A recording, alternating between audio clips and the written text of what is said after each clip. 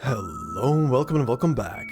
This is Jacob and today we are going to be continuing the Let's Play for Reverse 1999. So then, last time we finished off two separate stories that were connected back to stuff that we did prior as part of this Let's Play. One of them being the Utu story that was from the Notes on Shuori story, and first off, thank you very much to everyone who has recommended to take a look at the Utu story from Notes on Shuori, because that one was definitely interesting to take a look at. And to experience Padora Wilson as well in this story. But yeah, the Not So Shuori Utu story was definitely interesting because of a couple of little things, but most importantly because it also answered a couple of stuff that was happening in the background of the whole thing and was never really shown, like Gigatian's escape from prison, for example. It was very interesting to see that happening. So yeah, once again, thank you very much for pointing that one out, and yeah, definitely interesting. The other thing that we did last time was the new ending of a series of Dusks, and its final ending and final expansion that were added essentially with this most recent patch, and that was an interesting ending, and kinda a bit expected ending as well, in all things considering, because so far we had a neutral ending. We had an ending where she just comes back after transforming into a vampire to the Foundation. We had an ending where she's fighting her inner demons, Semmelweis that is, and then we have the ending that was kinda teased the entire time through because Valentina kept inviting Semmelweis to join Manus Vindictae. And yeah, now we have a fourth ending where, because of circumstances, Semmelweis definitely joins, well, she says she's joining Manus Vindictae, but as one of you also brought it up in the comment section of the previous episode, it's kind of an interesting conundrum because she did accept, but Valentina lost the person who was supposed to introduce her to or bring her into Manus Vindictae, which is Heinrich, because Heinrich is dead. So she kind of lost her contact person for Manus Vindictae. And the two of them are kind of now left up in the air, and they can do all the Yuri bonding that they want right now. But yeah, that was definitely a very interesting and very fast ending, I would say. Like, everything was pretty quickly wrapped up in it. And considering it's a what-if scenario ending, I guess, there's not gonna be any kind of follow-up. And like I just said, it seems to be the, as the menu is calling it, it's the final update for a series of Dusks. So yeah, we'll see what happens next. I'm kind of hoping they're gonna do another one of these, either do another one of these roguelite modes like a series of Dusks, because this is pretty fun to play through. And if they do, I kind of hope that the new one is gonna be like an evolution of what is currently here. But we'll see what happens. If they do bring another roguelite mode in, I hope it's gonna have a pretty interesting and robust story like the current one has. I mean, pretty much a series of Dusks is pretty much a character story for Semmelweis for the most part, which again was very interesting thanks to Semmelweis being an interesting character. Yeah, we'll see what happens. I wonder, like one of you pointed out in the comments of the previous episode, if they do another one of these modes, be it roguelite or similar, I wonder who the next protagonist is gonna be if they actually do a elaborate story with it as well. But I guess for now it's just a waiting game. But speaking of the comments of the previous part, from Simon Goodman, who said, "There's a theory that the reason why some places are immune to the storm is because of a large amount of faith by Arcanists. We see this in Aperon, where the islanders' faith cancels out the storm until it's shattered in Chapter 7. Other places like the Foundation Base or Uluru Arena probably have also a lot of faith by Arcanists, since the Foundation houses many Arcanists who are conditioned to respect the Foundation, and the Uluru Arena was a mythical Arcanist tale. This would explain why Lorelei is able to cancel out the Storm Syndrome, because she's essentially the leader of a cult. That cult is probably giving her enough faith to cancel out the Storm Syndrome, but it isn't big enough where it can cancel out the storm entirely." Yeah, I remember I can't remember when we talked about this, but I think that was an information bit that was already brought up either with when we started on a series of Dusks as part of the Let's Play, or maybe around Chapter 7. Or something like that. I can't remember, but I saw the comment, and that kind of reminded me of the fact that yeah, faith does play a big role, it seems, in everything in this world. It's kind of like, from how they are doing stuff with fate here, or how they're hinting at this thing that the fate could influence certain elements of the world. It feels almost like how Persona games deal with like the collective unconscious of people. Like, maybe a single person doesn't know how much influence they have on like a layer of reality in this world, but bring a lot of people together, and even bits and pieces, small bits and pieces of what they contribute will amount to something huge. Who knows? Maybe faith is maybe faith and people just collectively thinking about negating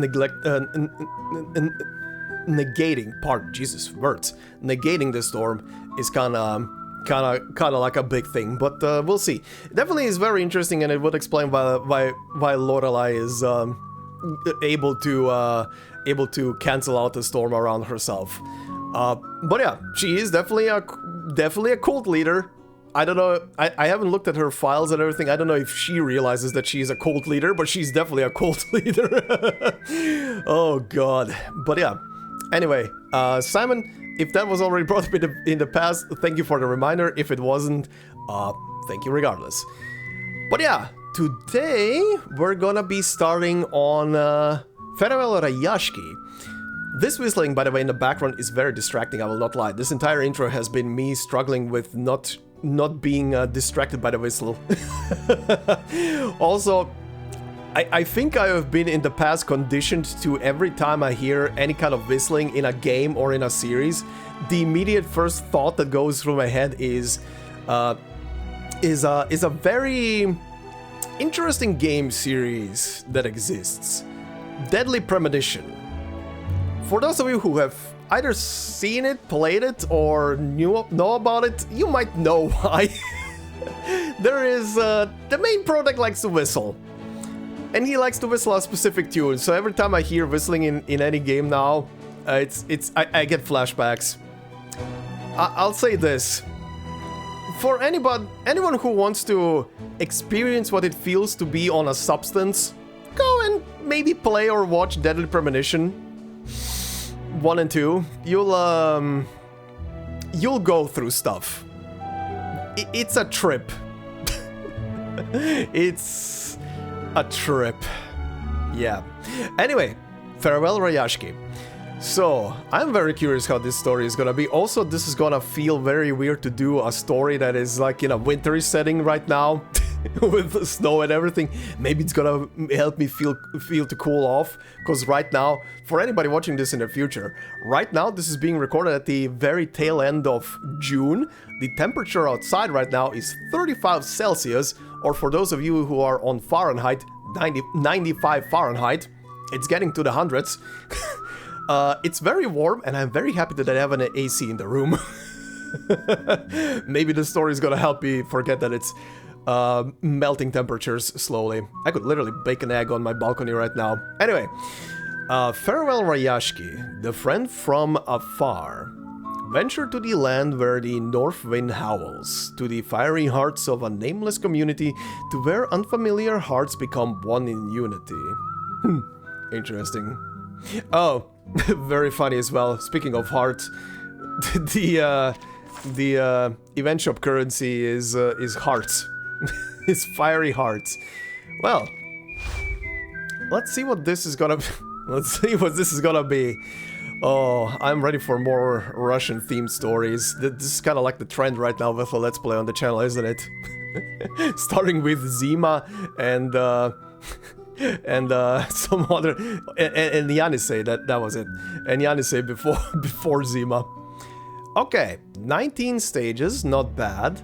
Oh yeah, right, because this event is gonna be here for 7 more days as the rerun in this menu, I will probably not have enough time to finish it completely while it's here in the menu, but considering that after this it's gonna go into recollections anyway, and they're gonna add, just like they did with notes on Shuori, they're gonna add the the two character stories that were part of this thing anyway into that menu. We're gonna finish it off when it gets added into the menu as well. Plus, of course, I want to do the character stories. Oh, this reminds me. I saw one of you guys brought up in the comments that apparently after I finish Rayashki here, that apparently the 2.7 story that is coming right around the corner will be fine for me to do. So just one more time as a clarification here. Once I'm done with Rayashki and the character stories, of course, but once I'm done with Rayashki, I'm free to jump into 2.7, right? No extra hurdles or anything else. I can just do it. Yeah, because I would love to do it. And who knows, maybe the menu for 2.7 is gonna have, the 2.7 story is gonna have the 2.0 story. Oh yeah, also funny, one of you brought it up, I didn't even realize. This episode, or rather, when I'm done with Rayashki completely, I'm gonna actually be done with all of these stories from 1.x. So all of the stuff that was added from patch 1.0 towards 2.0. I'm gonna be completely apparently done with all of them, which is very funny that we finally got to that point. Anyway, welcoming ceremony. A message that is less than ideal. Okay, let's see. Ooh. Okay, for a second I thought a cutscene would start. Oh, never mind. Welcoming ceremony, stage 1. That is an interesting background. Almost felt like a cutscene.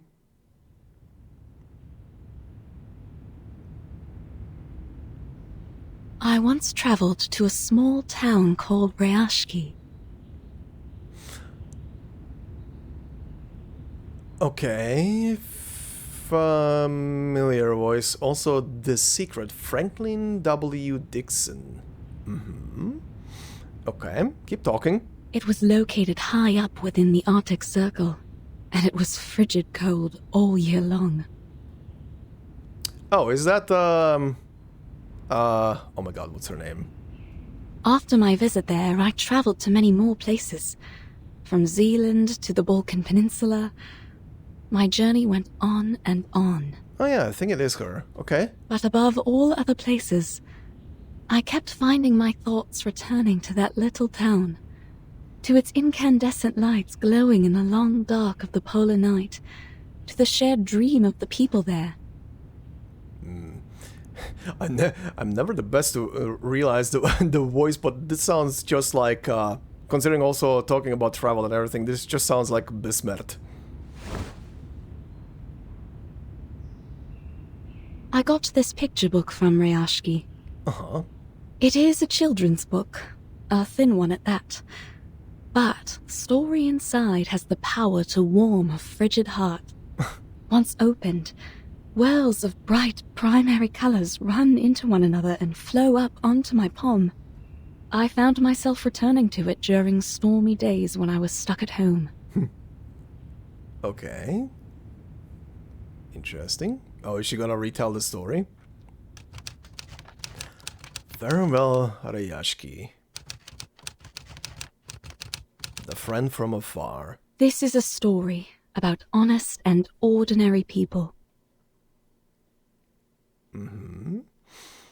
Also, you guys have kept hyping this story up for a long time, not just at the last couple of episodes, but for a long time. Rayashki. Nah. The Cute. swans are dancing in a circle. Their arms go back and forth. Oh god, there's gonna be a lot of Russian accents. Gotta wait. Vila and the swans have done this dance almost 20 times last week. She taught the swans all their beautiful moves. Vila, okay, that's a familiar name.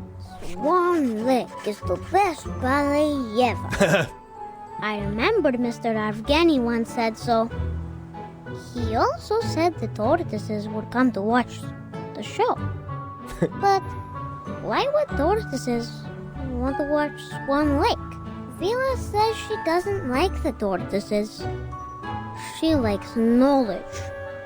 I don't know much about knowledge. But I think Miss Vila's always right. Only between you and me,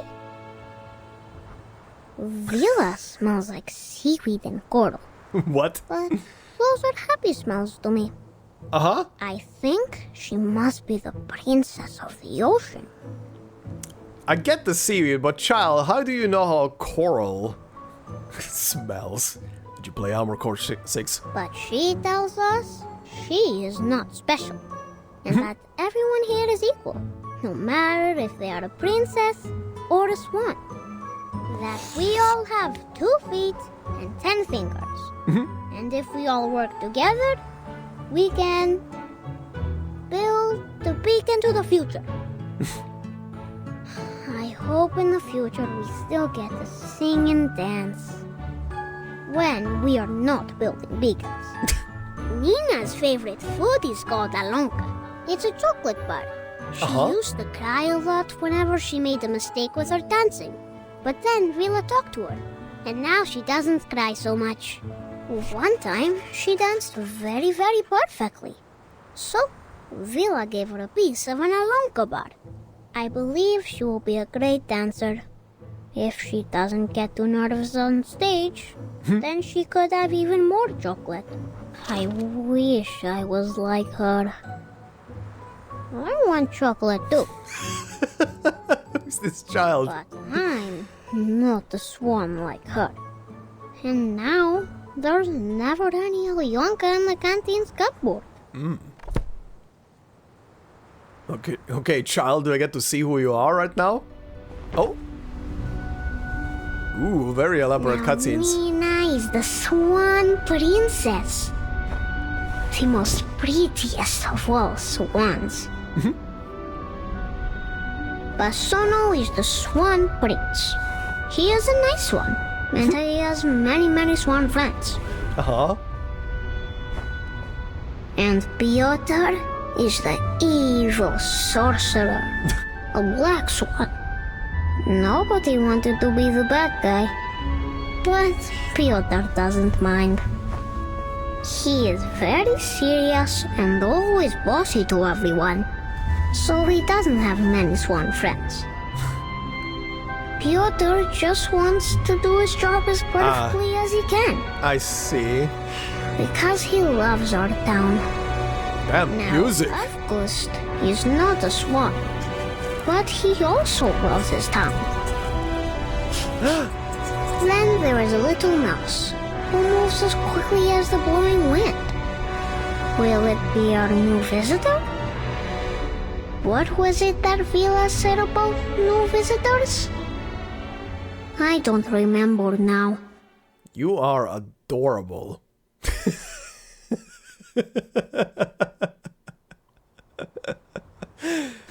That giant poofy hat. Avgust puts down his paper, returning to the world of noise and people. He looks around for a familiar face. Vila! Oh god, no, not that face. That face is adorable. Stop it. Stop it! Stop it! The boy slips through the crowd until it... Oh. And she's very pretty. What was it? The boy slips through the crowd until at least he finds that face looking over a snowy field. Okay. Reporting to you, Comrade Vila. I have a very important question. Oh. Okay, I think I know why seaweed and coral. I see some scales on her face here. Okay. Again, I have no idea about these characters. Well, then go ahead, little Comrade Avgust. Oh, she has a fang. Oh god, she's that type of character. How should we receive the new visitors coming to town?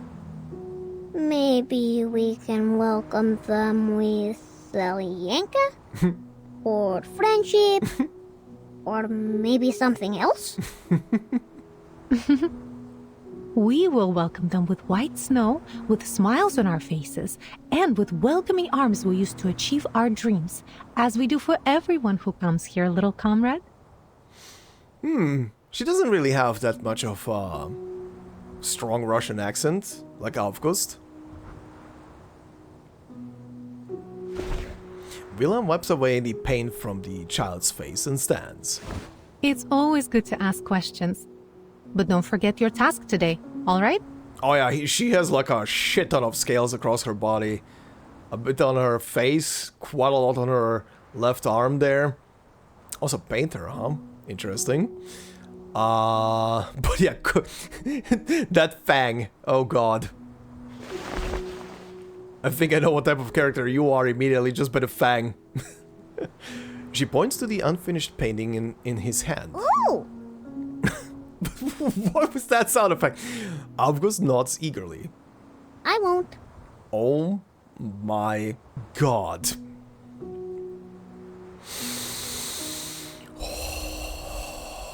This will require a lot of locked-in concentration not to squeal every time I see this character. Anyway. My drawings are important. But Vila says entertaining our new friends is also important. Which one comes first? Also, I will not lie, if the story wouldn't have settled immediately at the beginning with the sentence that it's a boy, I would have thought it's a girl right now. This is definitely another one of these situations. He holds up his cluttered drawing board. After the swans have flown away, Evgeny will go up to the stage. Evgeny is not an evil sorcerer, but he knows a secret magic that makes everyone's tongues hide in their mouths. What? He is not so much a bad person, I think. Evgeny's shadow is very long, but no one, not even my sunflower, can explain why. Evgeny walks heavily onto the stage. His appearance comes without any applause. Uh-huh. The tall figure reaches the podium. Okay. We have received a telegraph. Zeno's investigators will arrive here in Rayashki tomorrow afternoon. Zeno's investigators, huh? And we will be hosting a welcome ceremony. The crowd is silent in reply. Okay, interesting zoom in. I understand your concerns. I know you don't want Zeno to interfere with your lives, nor do you want their troops stationed here. And I would remind you that they have honored their side of the deal for decades now. A calloused hand rises up to break the silence. We give them runium ore, and they supply us in return. It should be as simple as that. Runium ore? Always it has been this way, since my grandfather's time. Times have changed, Comrade Knut. Is runium ore... No, that's not a real thing, is it? I don't want to break it up now and go and look it up as usual, but that's something just for in-game purposes, right? In the old days, Zeno used to pay us generously for mining this runium, because our ore was necessary for their arcane combat vehicles. Ah, okay. Was necessary for their arcane combat. Okay, this is something in the universe. It sounds almost like uranium. It's literally just take the U, place it in front of the R, and instead of the U, place an A in there. Ha, funny. But now, we have nearly exhausted all our mines. You know this better than I do. Okay, so this setting is a setting of a mining town that is running low on the one resource that they were selling and exporting. I see. This is gonna be that type of struggle, I guess. But isn't there some other work we can do? Already we build our own houses, and now we even grow our own crops. He's right. Why must we work with Zeno if we could feed ourselves? Comrades, calm yourselves. Evgeny is doing this for everybody's sake. Have you forgotten about those little monsters? Is there anyone left on our defense team that hasn't been injured fighting them?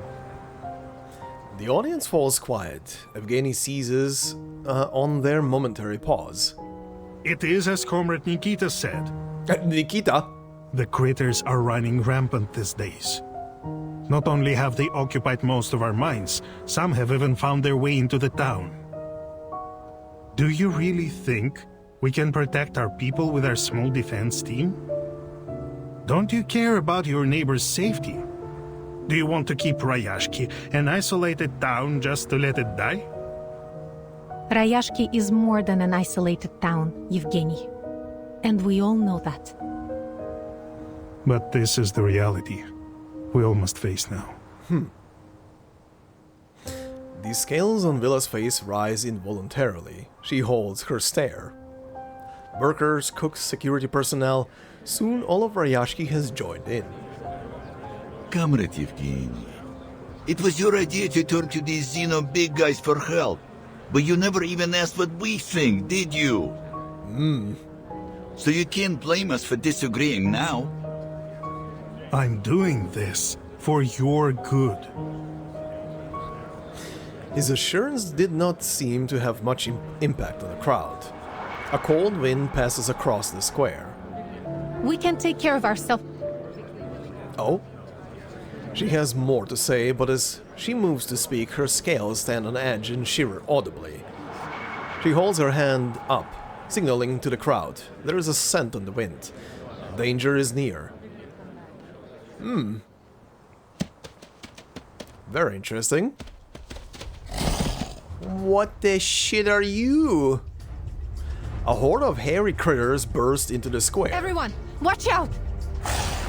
She picks up a wooden chair to fend them off. Defense team! On it!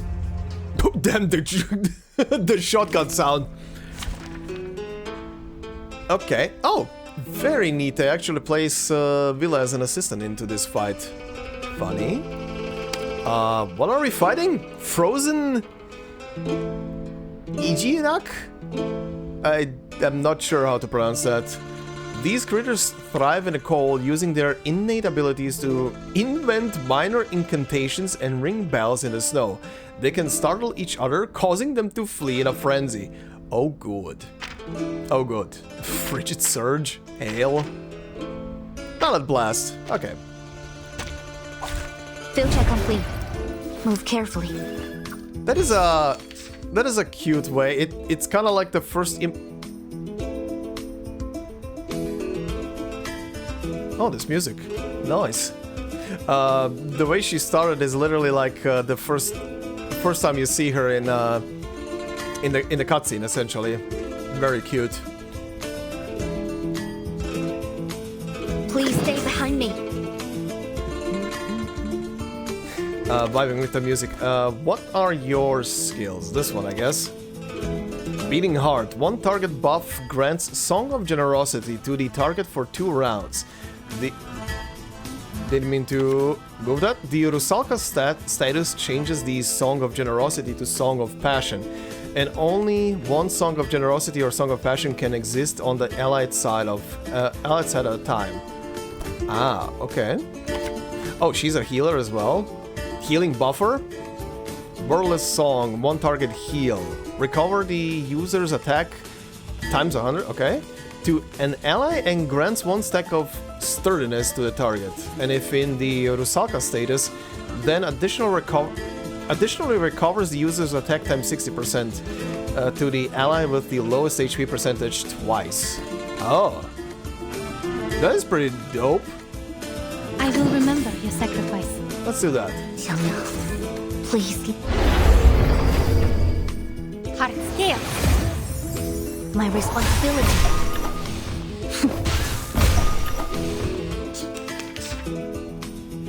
All right. I admire your courage. Sure.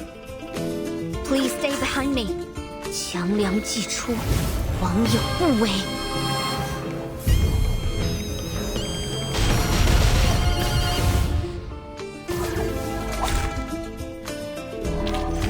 Keep going. For our dream, comrade. Nice.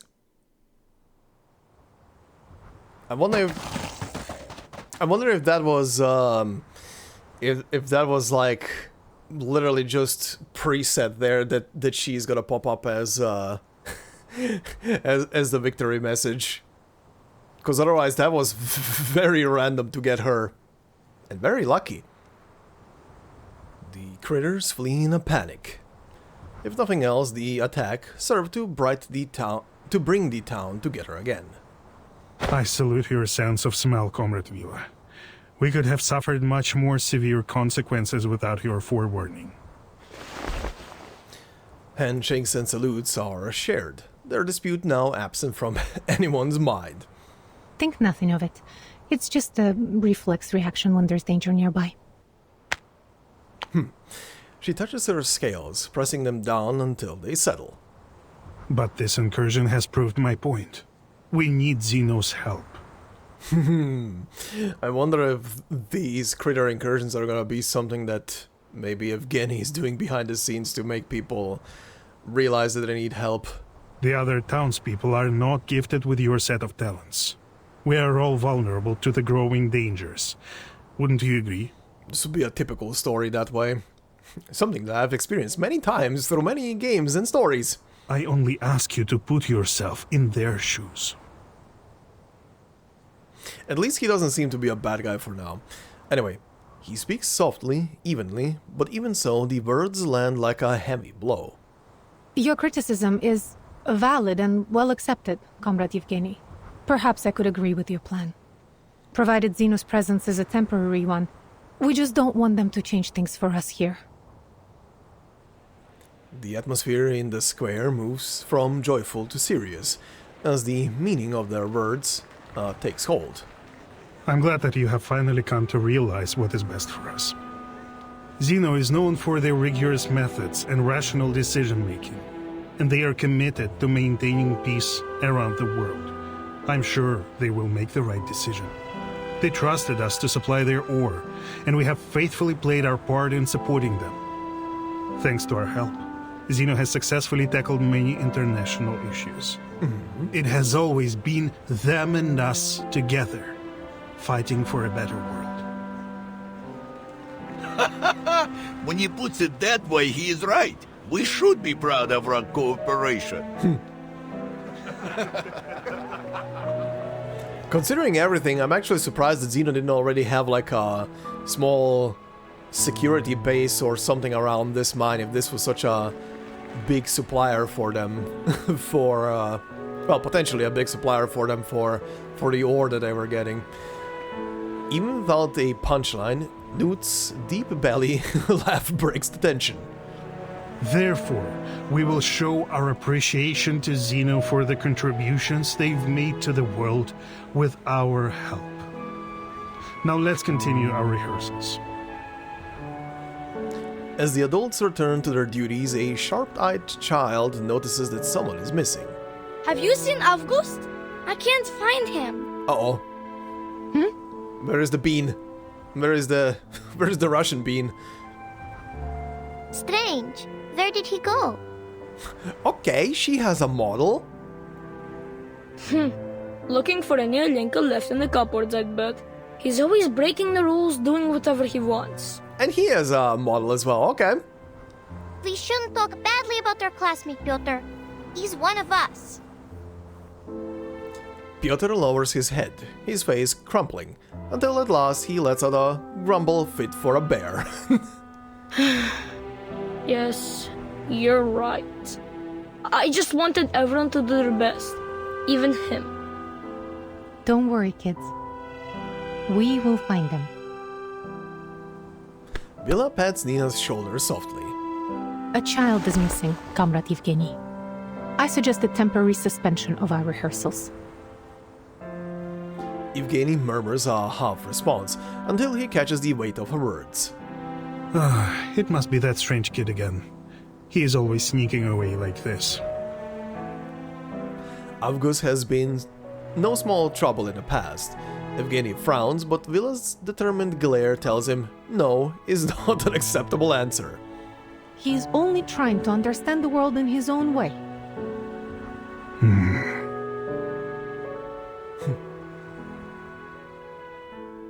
Alright. Okay. Neat. Very interesting setting. A small town that was a mining town that has problems now because their resources are running dry and they need to find a new way going forward. Okay. Let's see how this goes. Oh, there's the other pullable protagonist. Big discoveries. Visitors often come unannounced and without warning. Uh-huh.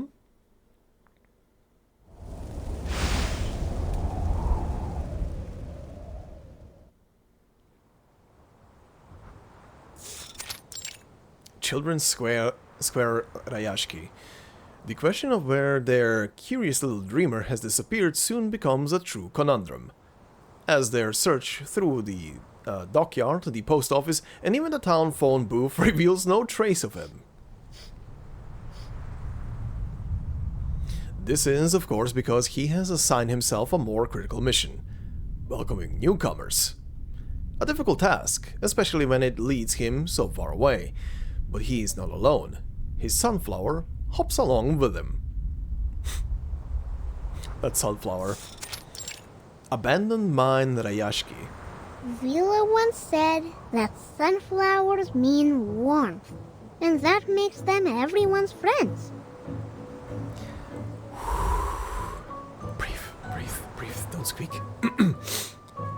They would warmly welcome every guest that comes to town. Just like my best friend here, right? He raises the sunflower in his hand and whispers softly to its petals. Best friends. Everyone should have a best friend. Yeah? He then picks up the pendant. Sure.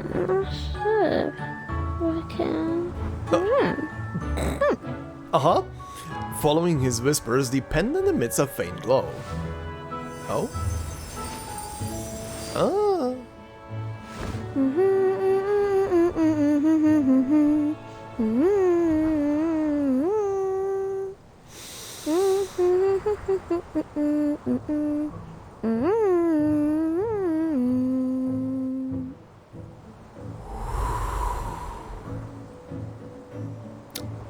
Okay.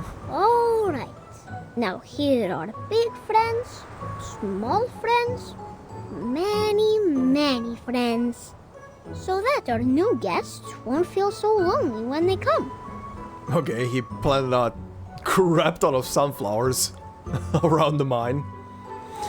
The small footprints continue forward through the snow, imprinting over older, larger steps. He has nearly caught up with Rayashki's newest guest. Uh-huh. Oh.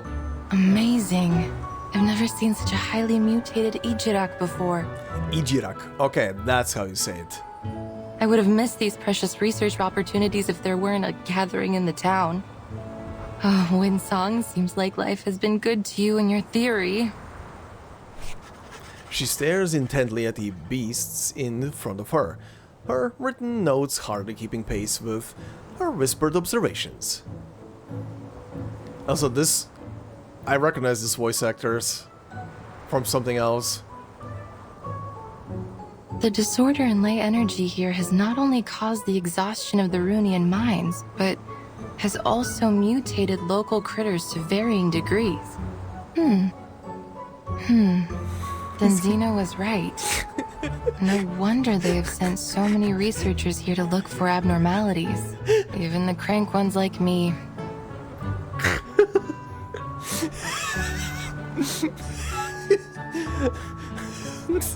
Uh-huh.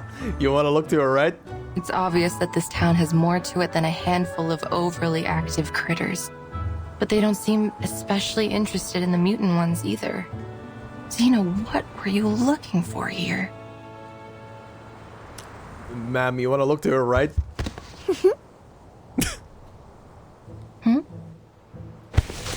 A sudden movement passing under her coat brings her out of her monologue.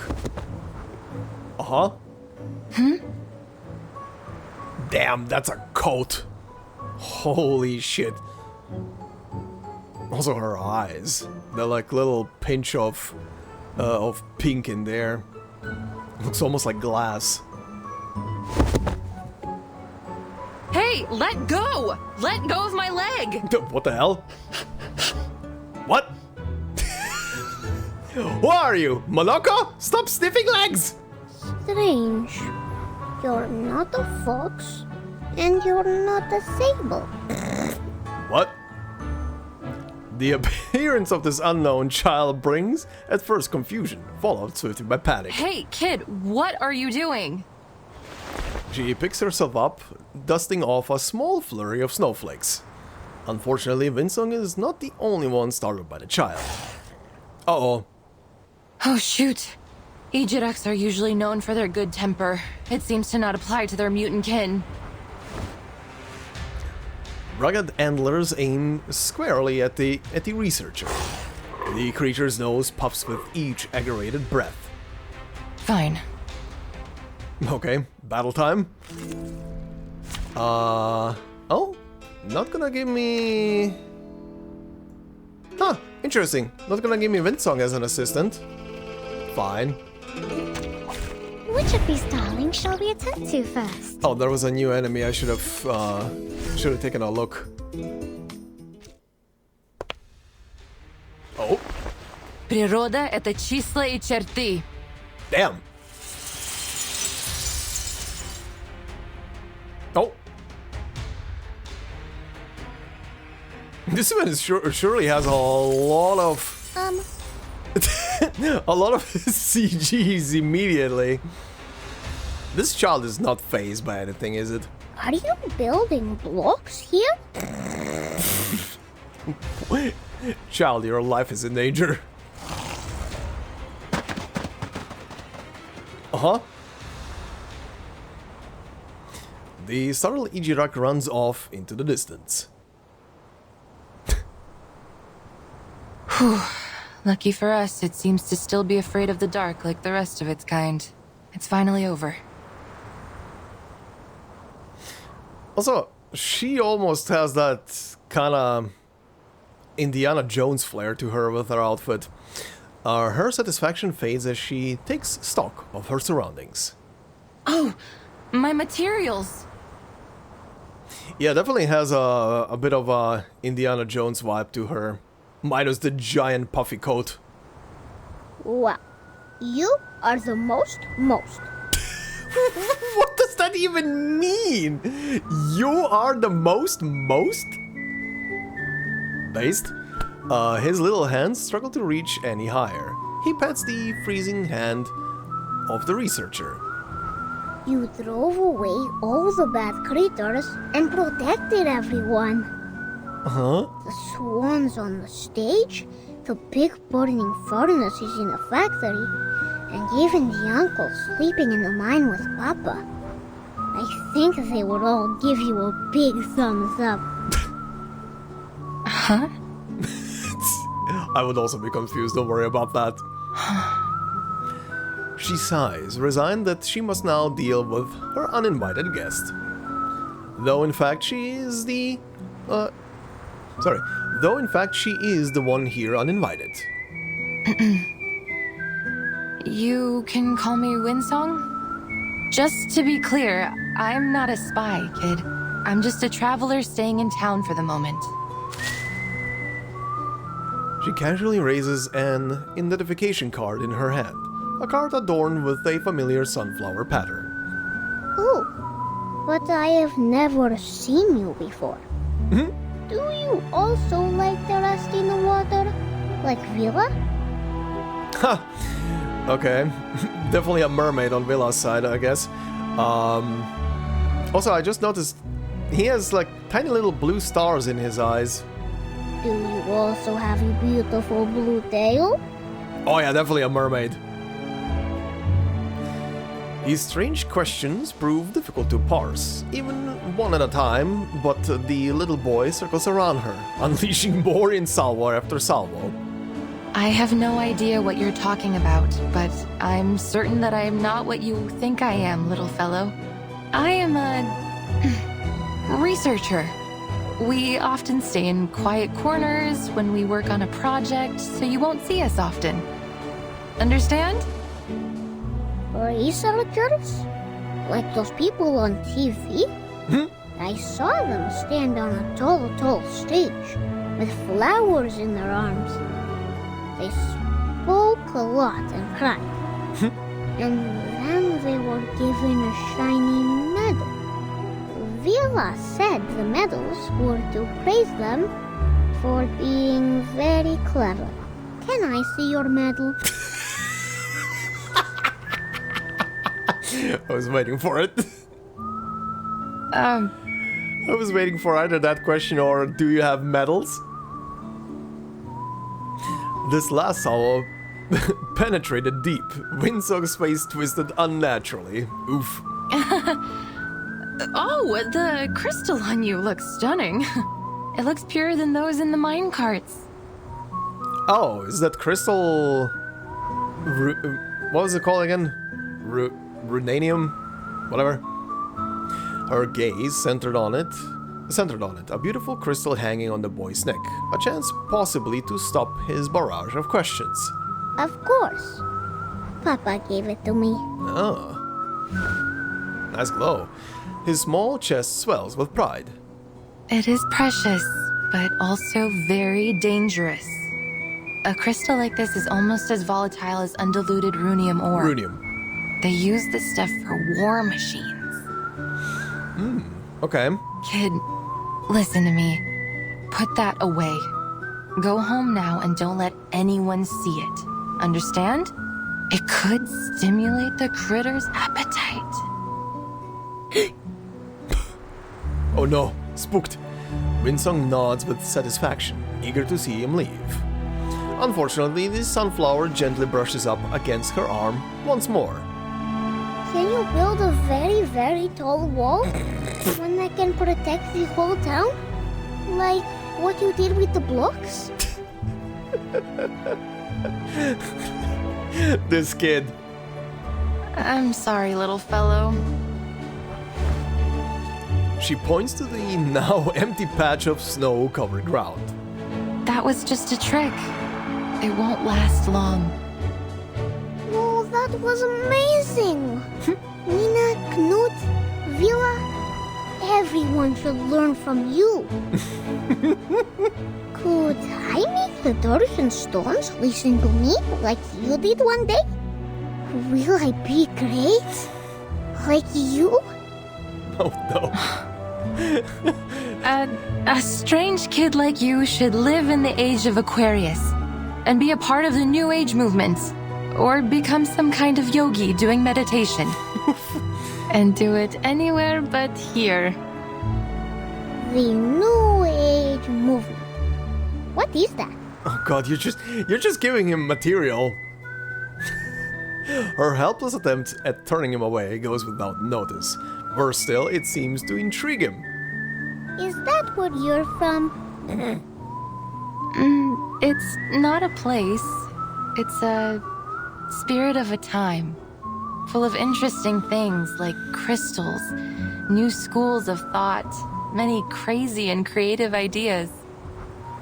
Will the sun close its eyes? Will the dark clouds spit on people? Will their ships blow bubbles under the water? This child. Somehow, the persistent questions stop being a source of annoyance. The supple warmth of his boundless wonder shakes loose the frost from her heart, her smile turning from feigned to genuine. Of course. They even believe that the world is a giant piece of blank paper, and they are the artists drawing on it. And not only that, they are obsessed with bizarre ideas. Where did the Stonehenge on the Salisbury Plain come from? Where are the ships and planes which traveled past the Sargasso Sea now? I like them.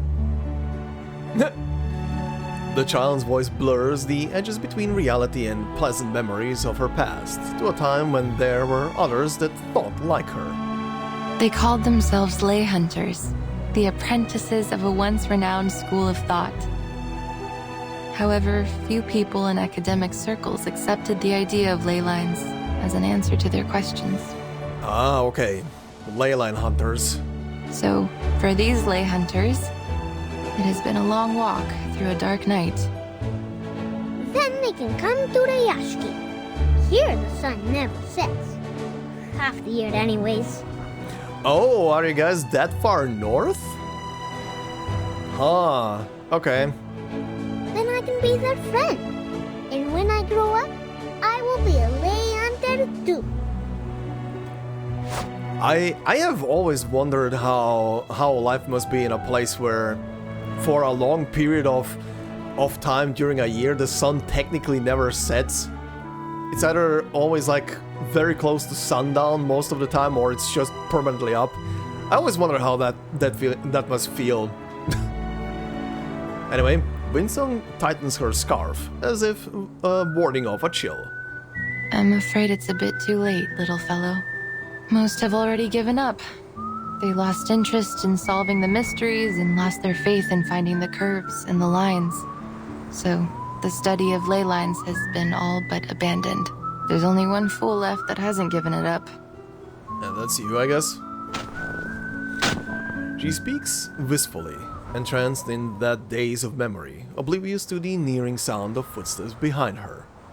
Shh. Uh-huh. Vila? And Yep. you, I suppose, are this only one fool, yes?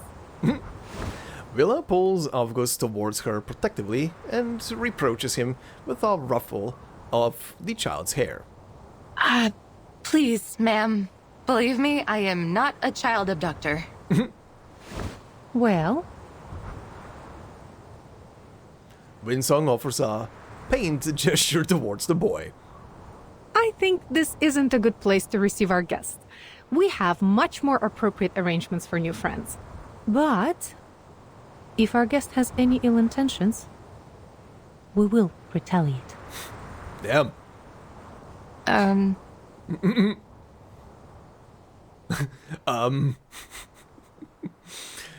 Explain yourself. Once again. Now to the adult. Oh god, Avgust is gonna kill me. Jesus Christ, this child. Alright. Third one. Okay, everybody in town. Needlegrass. The beautiful Arctic foxes, the warm sea water, and the disgraceful needlegrass all claim their place here. Needlegrass.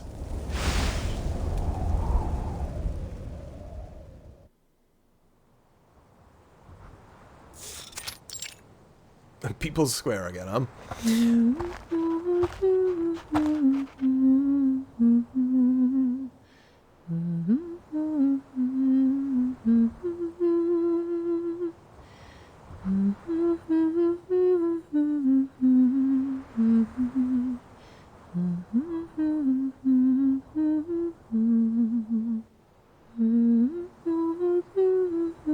Oh, this is still going.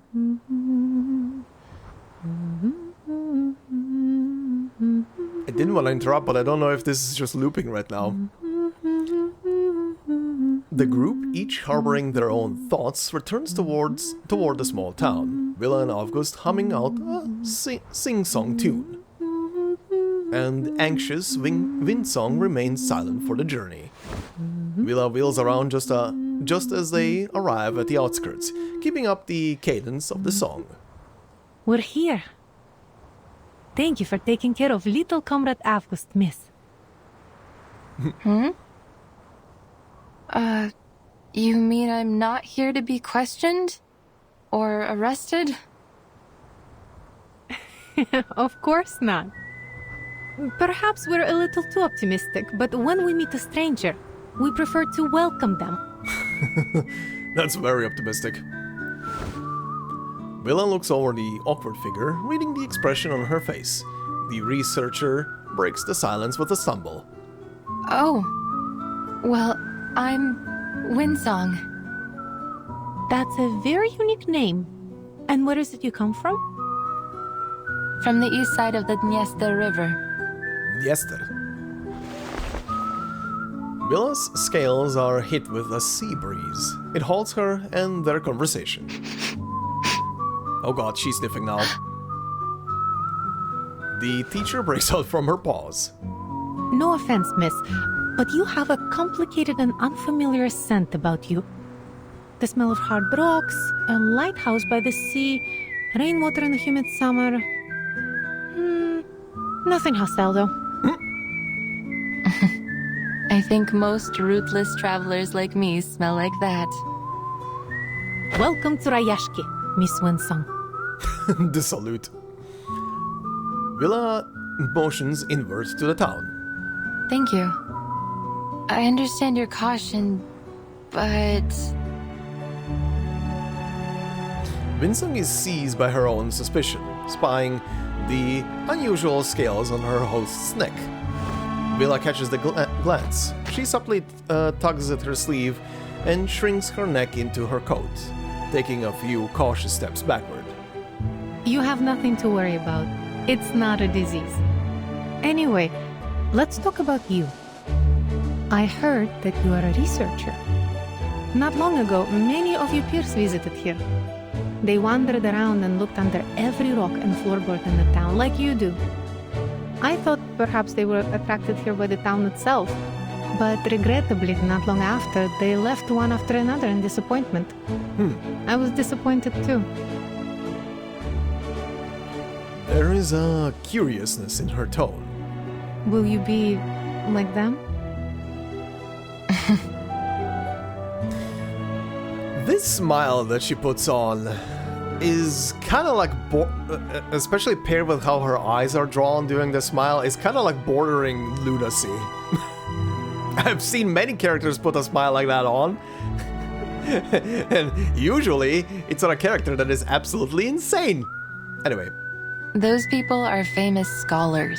Of course they won't spend too much time on a project with unclear prospects. But I'm used to those. She spreads her hands out to the town, with nothing more to say. I salute you for your courage and spirit of exploration. I thought you might be more hostile to me.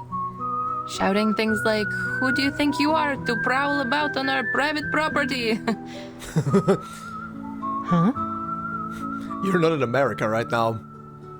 Many see the study of ley lines like finding a needle in the grass of a Siberian field. Wasted effort with negligible results. There is no such thing as meaningless work. It doesn't matter who you are, where you're from, or what you do. You will find your purpose here.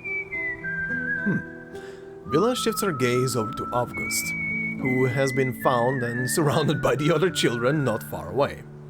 Is that so? No wonder how you have such an unusual student like Avgust. Unusual. All that childhood wonder. Innocence. Somehow you've preserved it in him, haven't you?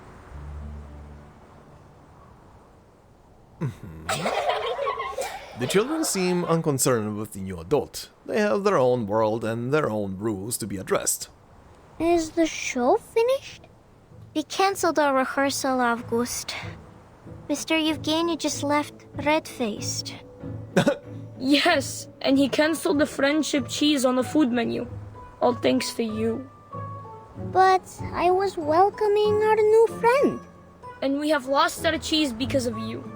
This is all your fault. You must pay the cheese tax. You're the most bothersome kid in Rayashki. I know that word. Most means the best. So thank you, Piotr. This child. You. Unintentionally doing this shit. Amazing. The other children gather close. Avgust, we don't see anyone new here. You're not lying again, are you? She's with Vila. They greet each other, share footprints, and even sing together. Windsong is also the best. She can draw many lines on the snow and even on a seagull. Seagull? We're not having another freak in town, right? Wow. Wow, Piotr. Wow. Do you mean drawing on the blackboard? Like Miss Vila did? Avgust playfully shakes his head, feigning an air of mystery. She made the earth turn into a tall wall. And she blew her breath at it and made a building appear. If we had enough lay hunters like her working together, we would be able to send sunflowers high into the sky. That's not so tough. All the men in town know how to build stuff like that. When we grow up, we will work like them, with hoes and shovels. But that will take ages. If we can learn how to build like the lay hunters, then we could help the adults right now. Don't listen to Avgust. Oh, this is going into a dangerous direction right now. The children discuss the notion animatedly. Piotr finds himself squeezed out of their huddle. He puffs his cheeks and hurries over to the adults. Greetings, Miss Windsong. Is it true? Can you really shape the earth into different things and build things from it? Not exactly. The things I build with my arcane skill have only a momentary effect. I can't use it that way. I learned it as part of my research while studying ley lines. The other children join in. Miss Windsong, those things Avgust told us, are they true? Oh boy, she's gonna get bombarded with questions now. The sun that closes its eyes, the dark clouds that spit on people, and the lines that can reveal everything. Oh god. Miss Windsong, will you be our teacher? Like Miss Vila? Can you prove anything? Damn, Piotr. Kids, one question at a time. The children surround Windsong, catching her off guard. She looks apologetically at Vila. Sorry, Miss Vila. I should explain it to them. Mine is not a formal discipline. Many people believe that it relies too much on the observations of Arcanists, and the conclusions aren't useful for the public. Oh? So it is best that you kids do not study it. She shrugs her shoulders. A pursuit of passion, fit for only a very stubborn fool like me. I see. Vila nods in understanding. Then you must show us all about it. Shouldn't she, kids? Hell yeah, rope her in. I'm sure Miss Windsong would be very happy to give us a special lesson about her studies. Yay!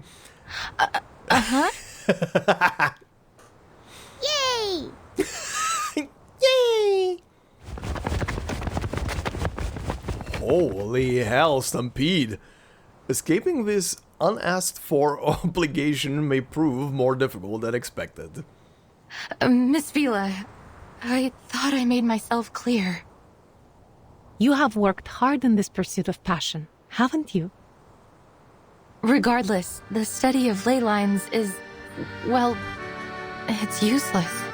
Well, that's fine. People can still learn about it. And hey, who knows? Maybe one of the kids is gonna pick up the study itself. Also, this music right now. Windsong lightly taps her yellowed notebook filled with cryptic scribbles and notes. Useless? These kids should learn something like geography.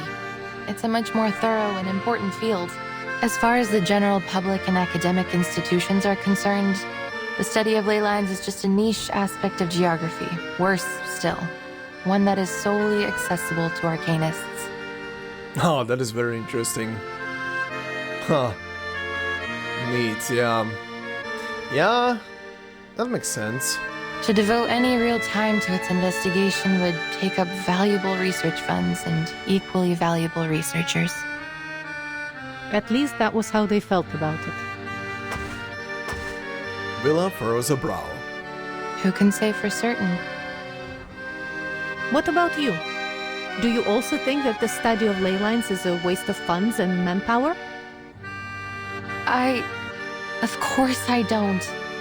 Through ley lines, we can detect Arcanum-related events in the area, learn about local arcane creatures, and find the secrets hidden both above and below the Earth's surface. But I can't yet prove this to people. So the study is kind of still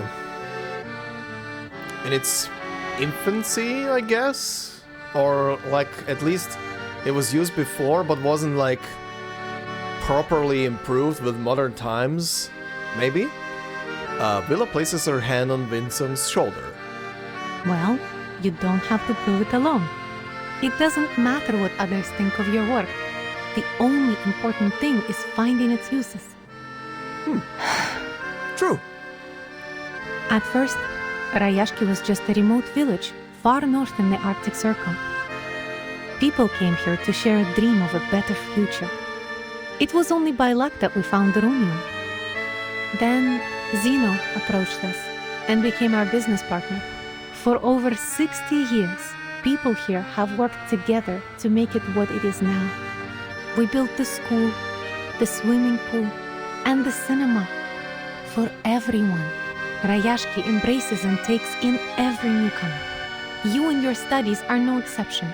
This is where our paths meet. This is a very interesting community. Vila smiles warmly. It hits like a warm sea breeze.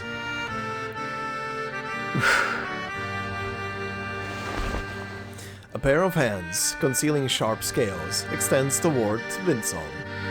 Please know that I'm not just doing this for you. I'm doing this for a better future.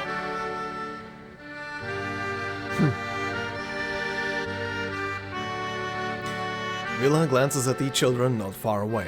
Some of them seem to be solemnly saluting a sunflower, as if it were a security team guard. A well-rounded education is vital in bringing up the next generation of scientists and workers. Our children should learn more about this world, even from those perspectives and types of knowledge that aren't widely accepted. Windsong looks out to them and meets the face of her unexpected friend. He waves back excitedly.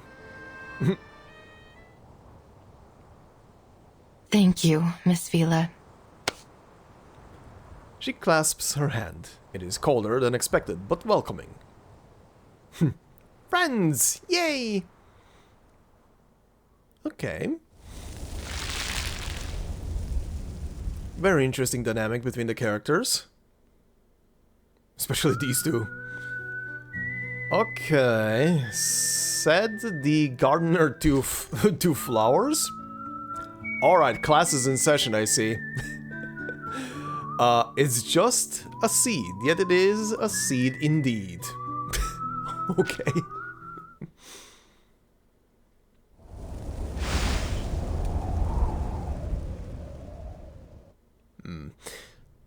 I wonder what the big dilemma is gonna be here. Oh, this is... The study of ley lines sees the world as a clear map. The cities look like squares to us, while natural landscapes appear to be curves overlapping one another. Many bizarre places in the world, such as the location of the Tunguska explosion or the mysterious 30th parallel north, can't be drawn in squares and curves like cities in ordinary landscapes. The Tunguska explosion is something that is widely known, but 30th parallel north? What the shit is that? Are you gonna explain that? We need to find a way to indicate them in a clear, precise way. Okay, she won't. What the hell is the 30th parallel north? Okay, can't find anything very specific about it. The most I can find out is right now from just a couple of minutes of searching around. Mostly some stuff around mysticism and the fact that a lot of old civilizations, or rather most advanced civilizations of the past, have kind of formed around the 30th longitude. So that's kind of it. Maybe that's what the whole mysterious part is about. Oh, more circles. It's a maze. Well, it is the ley line map of a city, but you are right. It does look like a maze. To begin with, I should introduce the most crucial concept in the study of ley lines. That of ley energy. It is a special energy which we can easily detect throughout the town. See how it comes out from underneath the ground and goes into the local biosphere, circulating around like a system. If we think of the town's ley lines as a food web, then ley energy lies at its foundation. Like how big fish eat small fish, and small fish eat even smaller fish. The boys' comparative is simple but essentially correct. Exactly. They are the smallest fish eaten by the big fish. If we catch the big fish and study what they eat, we will know where to find the other big fish. Uh-huh. What is the blank spot that I'm looking at right now on the top there? on the chalkboard. And the ley energy, when the big fish die and break down, the small fish will go back to where they first came from. The circulation goes on and on. You've put it very well, Miss Windsong. Like the rainwater that comes from the ocean to the rivers and returns back to the ocean. Yep, pretty much. Pretty much what she just described, just with ley energy. Her tone rises these scales along her neck, unfurling slightly. You're a quick learner. But it is not exactly like water.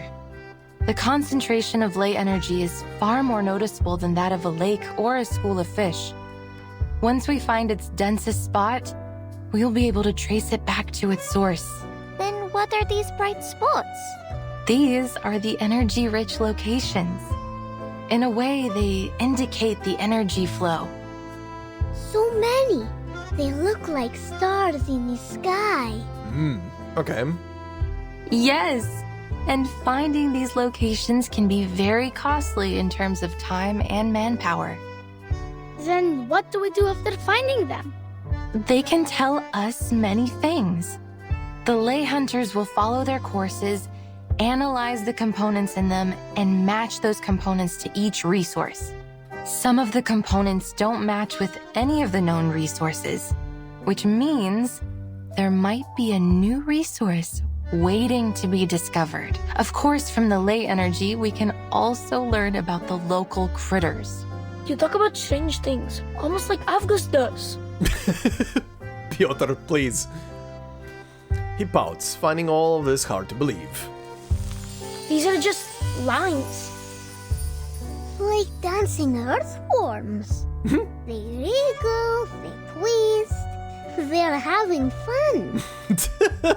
Jumping on the waves, then into the little boxes, and back into the little balls. Great, we have 2 of them now. Piotr is just a mood. Jesus Christ, man. Oh, God. Oh. Oh my God, that's a duck. Quack. They look interesting, but we don't really understand. Her theories are a bit too complex for children at this level, even with the aid of a drawing. Cheer up, kids. It's not finished yet. Leyline cartography is complicated. It takes the efforts of many ley hunters working together, investigating the area, even braving dangerous and forbidden places. I've just noticed it, but she has like a numerical sequence there on her jacket. 1, 2, 4. There might be a number under it, but 8 is the last one. Huh. What's that about? To this day, we've never been able to finish a completed ley energy map. Huh. Their enthusiasm dims, but some remain immersed in the whirl of ley lines. Avgust raises up the incomplete drawing. I know it now. Uh-huh. This is Rayashki. Huh? Ah, I see it too. And here is the swimming pool. That little square is our square. These little balls are our homes. Oh, I live here. The third ball on the left of yours. The children react with surprise. Windsong applauds. You're very bright, Avgust. This is the ley energy map of Rayashki. Why do I have this dumb feeling that Avgust is gonna be like the most talented ley line surveyor ever? But Miss Windsong, why are you mapping the energy of our town? Have you found any secrets that we don't know? Children, right now you can only see what's above the ground. But there is even more ley energy beneath the ground. Windsong lowers her head, feeling momentarily transported back to a time long past, while her audience listens intently below. Will the sun always be in the sky? Will the glaciers ever melt away? What lies in the darkness beneath us? Will the glaciers ever melt away? Yes, sadly.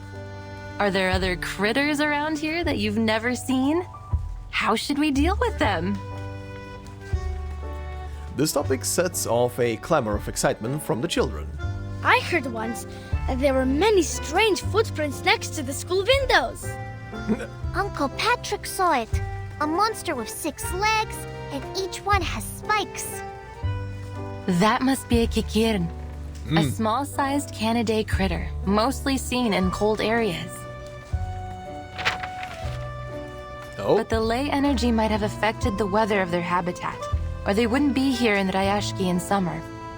The deep blue line here shows that particular one's movement. Or maybe Uncle Patrick could have drunk too much. The ley energy accumulated in them suggests that they mostly feed on moss and worms under the snow and stay near town. We can infer that this is a docile herbivorous kind of critter that is merely curious about human behavior. I think feeding them will be much more useful than driving them away. Vila nods thoughtfully. Since these critters began to overrun the area, the defense team has encountered many new creatures. I can feel there is something strange about them, but I can't yet understand the differences. You provided a different angle on the situation, Miss Windsong. I believe it could help the defense team greatly. These new discoveries have provoked interest in the teacher and her students alike. The fires in the furnaces are out. The bees and kites dance around the barn. White mosses on the wall. Oh, storms will fall down from the sky. What? Oh, I'm as confused as you right now. What? His bizarre yet ominous statements seem to upset the others. Stop saying these strange things, Avgust. The defense team will keep the critters out of town and protect everyone. And there will not be any stones falling from the sky. Damn, he is upset about that. Pyotr stands up, his fists clenched and face flushed red. Is everything alright, Pyotr? Yeah, you're lying. Rayashki is safe. It will be our home forever. I hate to tell you this, kid, but what Avgust just said could be right. I have the same feeling that... I see. Pyotr just has innate fear of losing his home. the good weather here won't last too long. She gazes outward. The sky above is gray and growing darker. Look at those thick gray lines. Those are the traces of cloud movements and moisture. Now they're mingled together. But the sun will still be shining. Miss Vila said that the polar day will last for a very, very long time. Miss Vila was right. And past statistics don't lie. According to the data, the weather here should continue for the next few months. Yet the ley lines say otherwise. They say the weather will be extremely unpredictable. You're making things up. The forecaster on TV said the weather in Rayashki will be temperate in the coming months. And the weather forecaster was right, according to his analysis. But life is full of surprises. Yeah, well, weather forecasters are... well, they are as accurate as possible because of all the research data and data they can gather at once, but if there's some unforeseen thing that can interfere in the middle of it, yeah, a better forecast will not do much. I know why you're concerned, Miss Windsong. I feel the glaciers are melting slightly faster than usual. There is going to be a warm front forming from the melting water. Windsong looks at her audience. She had half hoped for some opposition from them. But will there really be stones falling from the sky? I can't say anything for certain just yet, kid. All I have is this incomplete map. And as you can see, many sources of the marks and traces haven't been located, which means we can't come up with a precise calculation. But there's no question that Rayashki will soon face many challenges. The weather could become much worse. The environment might change. Maybe some unknown critters might turn up. Liar! You're all liars! Damn. Rayashki is at home, so it can't be dangerous! The class bell rings at an inopportune moment. The children rush out of the classroom one after another. Piotr, you can't fly if your feathers get wet. Windsong sighs. Although she hasn't fully adapted to her new role, she must keep up with the children. Will intercepts her. They will need some time to take in all this new knowledge. Don't you agree? I thought I could handle all their questions. I think I made things worse. Sorry. Have faith in them. They will come around.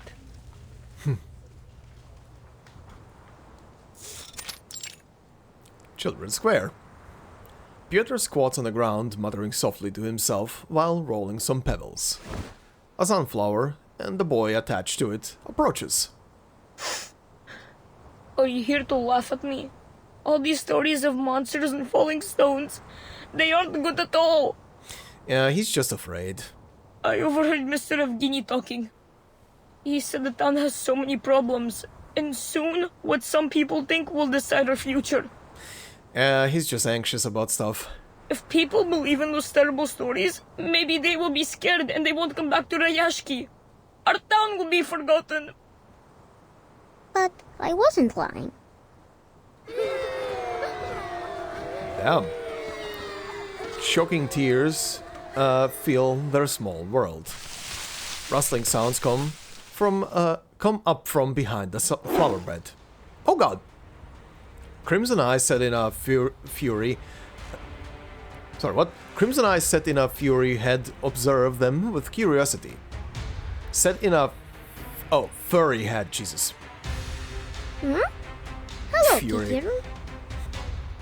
Ah! What? What are you doing? I will draw attention. You go find the defense team for help. The older boy opens his trembling arms defensively. Oh god, Piotr. Jesus. Don't die now. Oh, okay, we have two types. Kikirn, a critter that thrives in cold climates. Arrrr. Who here is human? Who here is a companion? Those with 4 legs are humans. Those with 6 legs are companions. Oh god. Long-haired Kikirn, a type of canine creature that lives in frigid regions. Its fur is thicker, its body more robust and warmer. Every Kikirn dreams to be like this. Aha! Which of these darlings shall we attend to first? Weirdly adorable somehow? I mean, technically they're kind of dogs, I guess. I need to change the team around a bit. I was using this one when I was grinding trust on these characters. A mound of sunflower seeds is presented on a pair of tender hands. Moist nostrils approach, and then a rough tongue greedily curls around the seeds. It's itchy. It kind of behaves like a dog but purrs like a cat. That is a combo.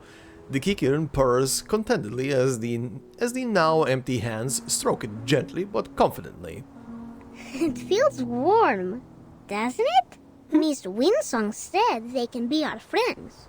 That they will bring seeds to every corner of the town.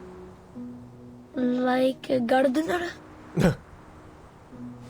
Another pair of hands reach out to cautiously caress its fur. Yes. Yes. Go plant more sunflowers, Kikirn. The blue creature darts away. So, Miss Windsong was not a liar. No, she is not a liar. As much as you are hoping that what she's predicting is a lie, potentially. That the city is not in danger, the town, rather. Alright. Also, so far, once again, nothing pops up on the map yet, at least. Accordion.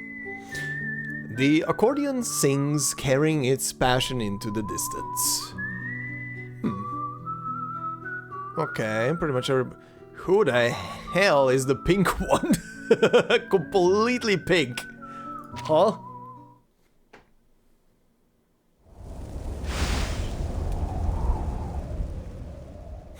Freaking Zoidberg all of a sudden in the story. That's a lot of people. Are they welcoming someone? That one guy with like a balloon in his hand? The warm current of the ocean is a stranger to this place.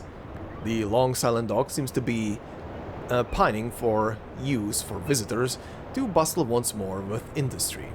A lone figure stands there, resolute, unblinking.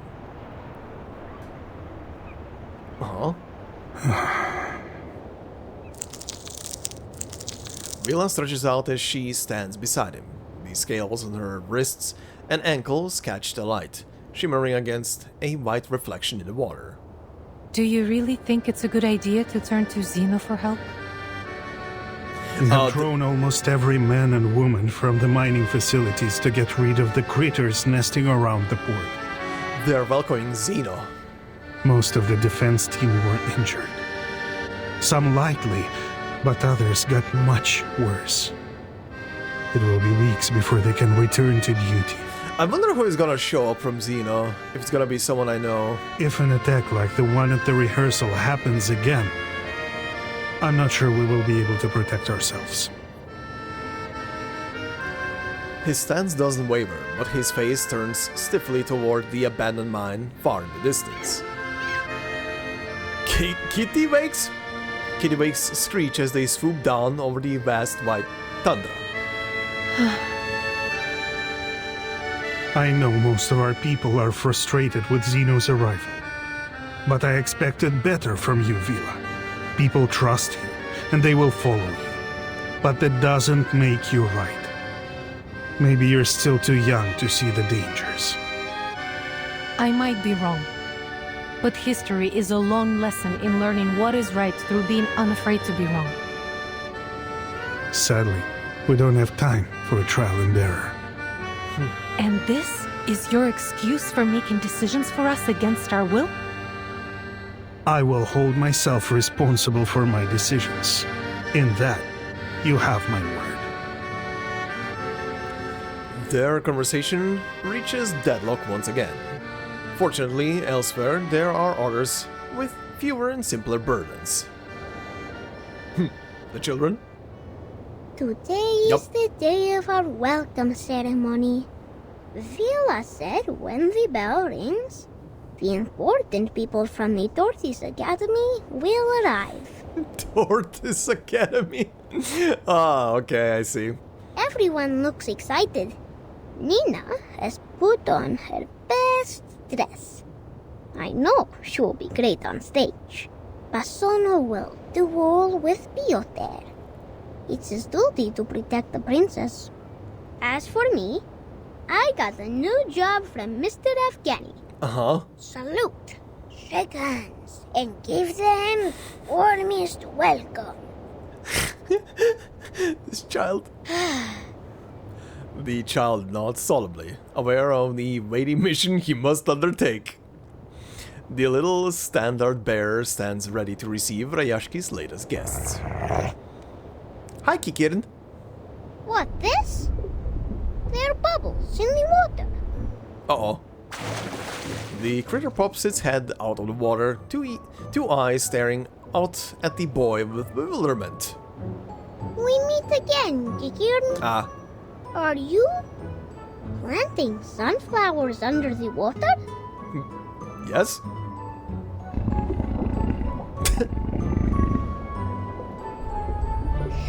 Have you brought your friends? Oh god.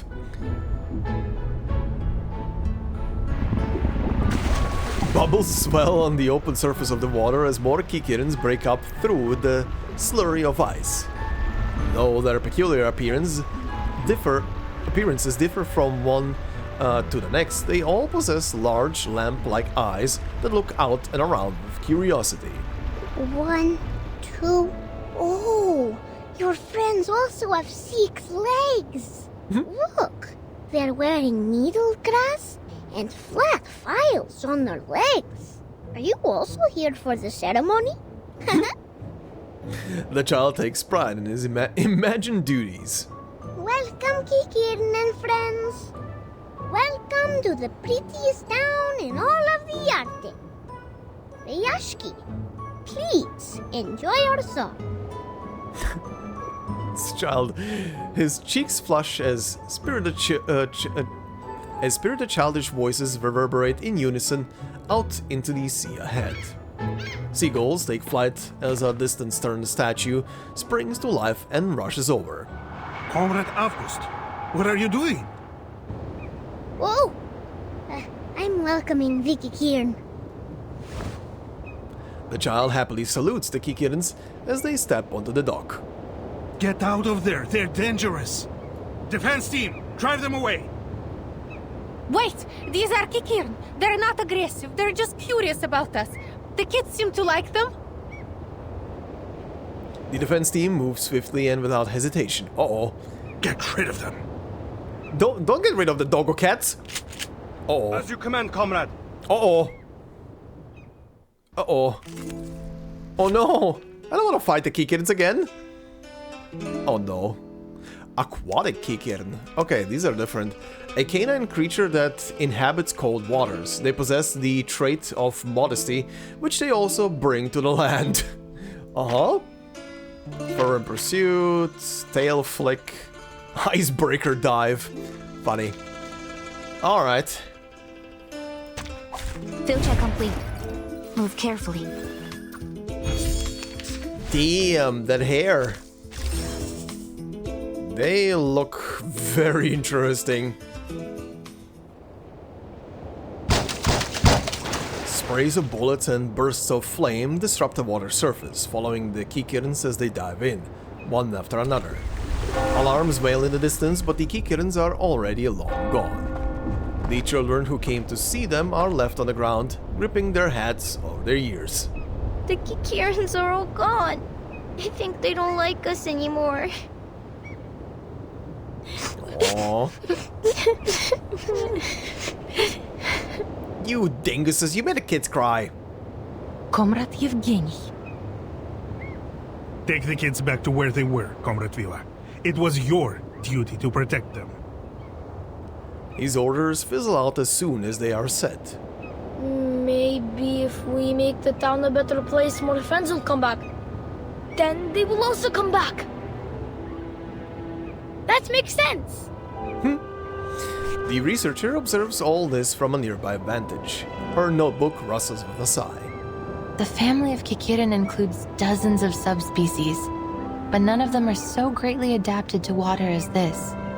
That is to say, they might also be affected by the ley energy under Rayashki. Pity that they were driven away. There was much we could have learned from them. She looks up. A blanket of clouds obscures the sun, with only a few rays of light breaking through. The temperature here is rising much faster than expected, and much earlier in the season. Uh-oh. I imagine if you asked the Weather Bureau, they would say this is just an odd occurrence of unseasonable weather outside of expected ranges. What the shit was that? The booming sound of cannon fire interrupts Windsong's train of thought. It's time. The Zeno investigators should be here any minute. I must stress again how important the ceremony could be for our future. Our town's economy is facing a cliff. And I am sure each one of you has noticed the increased rationing. If we wish to take care of our people in the future, and protect our friends and family from these frequent creature attacks, we need Zeno's support. So we will work with Zeno, because we must. The future of Rayashki is in our hands. So is the future of every comrade here. And we need the cooperation of every man and woman here. His stare falls toward the Rusalka's vibrant tail. After a pause, his target replies. Zeno's ships are very fast, so as soon as they appear on the horizon, our ceremony will begin. Understood. The choir rises in unison, looking out at the pale blue horizon. The sea responds placidly. Salmon leap up from the water, seagulls circling along the empty coastline. Yet no sign of the anticipated ship appears. The quiet expectations of the adults set the children to whisper. Zeno is late. Maybe they're gonna fly in? So late that Miss Vila would say they're absent. Do you think something bad happened to them? What are they doing there? There? Do you know where they are? No answer come, but a new event catches their attention. Oh, something is falling. Uh-oh. Light and soft, like a polar bear's head. That's snow. Dark clouds press down on them, blocking out the final rays of sunlight. Poor bear, losing all his hair. Jesus Christ, Avgust. Uh-oh. The weather is starting to get worse. Snowflakes flutter down across the gray sky. Converging in the blustering wind, they fall towards the town. It's snow! What? How can there be snow in summer? Is this related to the strange thing Avgust said earlier? Aren't you guys surrounded by snow anyway, even in summer? If so, I'm happy that these aren't stones or a dark cloud spit. The children huddle near Avgust, astonished by the accuracy of his predictions. Avgust, I can't believe it! You were never right before. Ugh. Oh, it's chilly. The snow is biting against my skin. I'm sorry, Avgust. I shouldn't call you a liar. He lowers his head hesitantly. But will Rayashki really get into trouble? A gentle hand nudges Piotr, a motion learned from someone older and wiser. Piotr, we will not be defeated. Not by clouds or bears. Look. Look. Oh?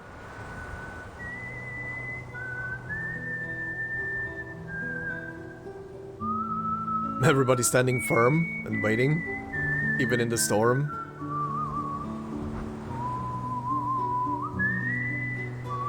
Mr. Tortoise is walking very slowly, but no one has left their position. For Rayashki, you little swans must go back to your lake too. Go as fast as you can. We will. Don't forget your own job, Avgust. Oh. The children return to their positions and ready themselves. So, this milky white line is this snowstorm. The average temperature in Rayashki has reached its highest point in the last 5 years, which together with the abnormally rich air moisture have produced an unseasonal and odd kind of snow. The weather forecast was wrong. Ley lines were right. Windsong can't hide her excitement. She leans up on a wall some distance from the event, her pen flying across page after page of notes, until she is compelled to snap back to reality. The assembly before her has barely moved. The snow claims more territory by the minute. Over sea and land piling up on the railings, and rising over booths, large and small. Damn, it's piling up fast and Jesus. Oh hey, there's a boat. A distant foghorn accompanies the sight of a flag piercing up into the horizon. Zeno arrives at last. Everyone listen! Our ceremony will begin! As you command, comrade. Music, please!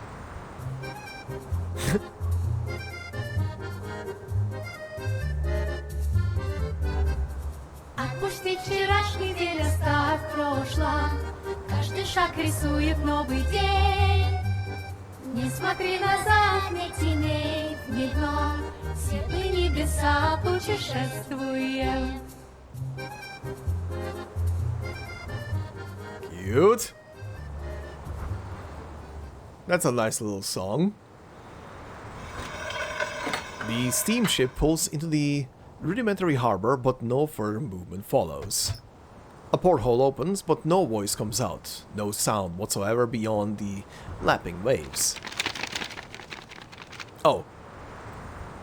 A letter flutters out toward the anxious crowd. It's a pleasure to speak to you all, our valued friends in Rayashki. Uh-oh, I don't like this. On behalf of Zeno Arms Academy, I am here to announce the details of the Zeno-Rayashki Cooperation Agreement. As many of you have expected, a squad of armed troops will soon be sent to aid you with the critter problem. Uh-huh. However, having given it careful consideration, we have decided that the town of Rayashki is no longer viable for our continued support and must be abandoned. Uh-oh. We advise that all residents prepare to be transferred to a new post immediately. Uh-oh. Thank you for your cooperation. What? What indeed? That was to be expected. They only saw the value in town while it was producing them materials. But the moment the mine dried out, they don't care anymore. Well, they don't care for the position of the town anymore. They just want to move the people somewhere else. Yeah. Also, that's a huge whirlpool. What the shit? Well, this is gonna cause problems now. Good days, bad days. The era can shape us, but it can also destroy us. So just relax and take it easy, everyone says. Considering how the story is going, I have a slight feeling that it's gonna probably end around something through the ley lines. They're gonna find like a new deposit of the ore or something. Something that is valuable for Zeno at least. But we'll see.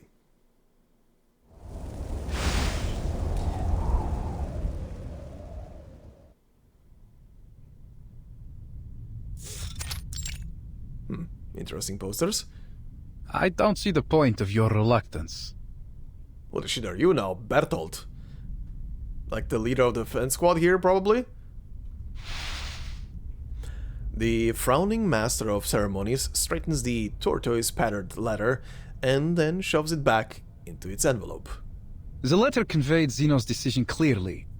I suggest we warm ourselves up with a few drinks before we go. Do you have any stowage in town? Better than sitting here dwelling on the things that cannot be changed. Please, tell me you have something like cocoa here? Their long-awaited guest stretches lazily, as if no one is around, and sinks into the couch. Oh, is he... The shit was that? Is he the guy who was driving the boat, maybe? The tension in the air hangs like fumes waiting to ignite. This is not what we agreed on earlier, Mr. Bertolt. Calm yourself, Vila. You must be mistaken, my very passionate friend. He just sounds like he's so full of himself. Zeno sent a warning months ago. The estimated value Rayashki can add to Zeno's program is less than satisfactory. Further support is no longer recommended. Should any new valuable resources be found in the region, please reply to this letter as soon as possible for further assessment. Then we heard back from Rayashki. In fact, the sender was... you, Evgeny. Yes, it was. And it was you yourself that argued the most compelling point, I have to say. One that has drawn the higher-ups' attention. And the reason why I was sent here. I believe you wrote, I have total faith in the quality of the people of Rayashki. Their solidarity, dedication, and motivation have proven invaluable to us. I am certain they would carry those same strengths of character and skill to any post, no matter where they were assigned. Oh, boy. Oh, boy. He folds the letter and hands it to Vila, her face blank as a canvas. Zeno accepted my application. Of course, I asked around before making my submission, and Zeno seemed to have a good reputation. It was a golden opportunity to join them. It is, but do not get us wrong. Our entrance requirements can be most difficult to meet. Zeno only takes in the best of the best. You want some of us to work for Zeno? You never told us anything like that! Yevgeny! Be reasonable, Vila. Some of us deserve this opportunity. What about the others? We have elders and children. Some of our comrades have been injured and even died in the mine. Are we to forget their sacrifices? Ugh. She tries to suppress the gills on her neck as they heave violently. Relax, my friend. That's why we sent our very best biological control squad. We will escort you to the nearest shelter. Another wave upon relentless wave of shock. Face reality, Vila. I know how much effort we have put into building this town, and I understand you have this dream to fulfill. But we must prepare for the worst. We may have to give up on our Rayashki. He takes out a document covered in scratch notes and annotations and hands it to her. Read this. Field investigation has confirmed that the remaining runium reserves in Rayashki are around 0.0173 kilotons, which is less than 0.275% of our average annual output. The mine is located high within the Arctic Circle, which has entailed significant transportation costs. The harsh environment is also wholly unsuitable for building any permanent processing facilities. In addition, military spending on the region has recently been elevated 3.61 times due to increasing animal and critter attacks, and that number is still rising. Clearly, the region is now incapable of self-management. According to the Guide on Global Humanitarian Aid by the Office for Disaster Risk Reduction of Zeno Arms Academy, we propose to send a special squad to the region to evacuate all local citizens and subsequently take care of the remaining biological control issues. And our admission standards will be lowered at Zeno's discretion, so that you will all find work with us somewhere. That just basically means that the entire town is gonna get spread out through however many Zeno bases there are, wherever there is an open field. That is very shitty. Zeno's representative offers a timely, if unconvincing, supplement to the letter. The paper creases and crumples into a ball in her hands. I'm sorry, but this is reality. From the start, this ore was the only thing they wanted from us. The environment here has always been harsh for mining, but we overcame it and sent our shipments to wherever Zeno had need of them. And I salute each one of you for your work, my friends. I mean, at least they're not abandoning the town. They're at least doing something for the town, but it's still kind of like a very shitty move to just coldly do that to them. Uproot an entire population. Mission is over. There is no doubt in anyone's mind. Runium has been the town's lifeblood and the key to its survival. I believe all of you will continue to work hard in your new positions, no matter what. You shouldn't rush to a decision. We are discussing Rayashki's future here, Yevgeny. For 6 decades, the people here have put in great efforts to turn the town into what it is today. We won't leave just because you tell us so. Our grandparents didn't even have construction equipment at the beginning. They built these houses with their own hands. We shipped over the planting soil. We built walls to keep out the wind and snow. Within the meeting room's cloistered walls, the air is heavy with moisture once more. When you came here, you brought books for the children and introduced us to a species different than humans. You became one of us. I'm not happy about this either, Comrade Vila. I won't buy that, Comrade Yevgeny. This is not just about my dream, but everyone's dream. Or have you forgotten what Rayashki was meant to be?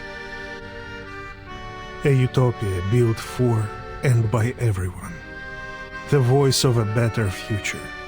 One which would sound across the land and seas. I remember every word of it. Evgeny's voice is low, but still decisive. You have my sympathy, friends. Zeno has also suffered huge losses in many regions. We have lost manpower, territory, armament factories, and even some of our affiliated military schools. Rayashki is but one of these losses. We know how you feel right now. He shrugs his shoulders, his face a picture of unhelpfulness. But Zeno has his own problems to be faced. And investing in these new industries, purchasing fancy equipment, all these things Rayashki will need. All of this takes money. And even Zeno must be economical. Shouldn't the people in Rayashki also benefit from these global benefits Zeno has promised? We will get there, my friend. Maybe slowly, but we will get there. Trust me, Zeno has done everything they can for you. We need to keep our eyes on our goals and stay on the right course, so that we won't get lost in these turbulent times. Yes? Uh-huh. He leans toward Vila, providing an unnecessary whisper. I know how much faith these people have in you, and I believe you can show them a different perspective about these coming changes. Oh, is he trying to pull her in to talk the people into leaving? Of course. This will also help you during Zeno's assessment. Good luck, my friend.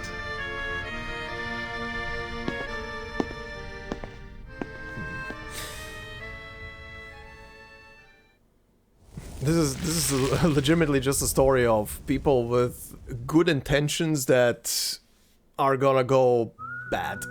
That are gonna go very, very bad. Alright, let's round up today's episode with stage number 7. A paper medal. Fortune's blessings often come knocking on your door or window when you least expect them.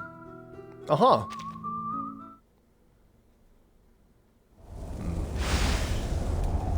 I really wonder how the story is gonna end now for everybody here in this town. Are they gonna have to abandon it, or are they gonna find a way to stay here? The reserves of Runium running dry, the appearance of new critters, the sudden snowstorm. Mm-hmm. I've connected the ley lines of each of these phenomena. The map is nearly complete. Well, you're happy. She unfolds the complex blueprint filled with various lines and marks. But still haven't traced many lines and marks back to their source. Perhaps if I go back to the factories, into the restricted zones, but I can't do that alone. Definitely not when the situation in town is so unstable. I think a sunflower boy is gonna help you there. Windsong collapses onto the table. An avalanche follows, covering her in layers of books and manuscripts. The piles around her look like a mountain range, casting her in shadow. Well, I should have given this up long ago. There's no chance that the study of ley lines will ever be accepted again. Phantom voices of past mockery and scorn rise up to her ears. Oh boy. Regretfully, Miss Windsong, with nothing but these outdated files and materials to back you up, there's simply no way to justify reinstating the study of ley lines into our curriculum. We don't have unlimited funds, and we must save our money for projects with greater potential. The study of ley lines is, of course, we might be able to consider new ideas and projects. You can't be allowed to do this on your own. You will need endorsements from the Institution of Geographic Studies, the Arcane Creature Society, or other such organizations. Let me think. Zeno seems to be interested in geographers recently. They just recruited a number of researchers for a new commission. Maybe you should go try your luck with them. Oh, is she maybe here to study the ley lines for Zeno?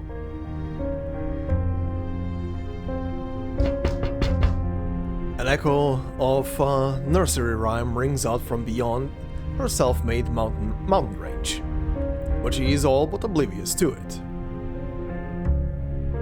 The submission date is getting closer each day, but I've made poor progress. Zeno won't endorse me if I can't find a breakthrough. Okay. They have become more and more radical and desperate lately. First, they sent those researchers here to conduct their haphazard studies, and now an armed force? And all this effort just to chase the rumor of some source of perpetual energy? That this perpetual energy source must be hidden somewhere beneath the permafrost. The higher-ups call the shots. All they need to do is spread a little honey in the right places. Then all the little researchers will swarm on it like flies. A perpetual energy source under Rayashki? But could there really be a magical power source like that? Whether there is or not, I still have a map to finish. There's no way that I can map every ley line in the region all by myself. Goodbye, research funds. Goodbye, lectures and seminars, and so long to my dreams of being chair of the Geographical Perspectives Forum. She jostles the heaps of books, moving them just enough to let in some light and sound. They seep in through the cracks like starlight. Tuk-tuk! Huh?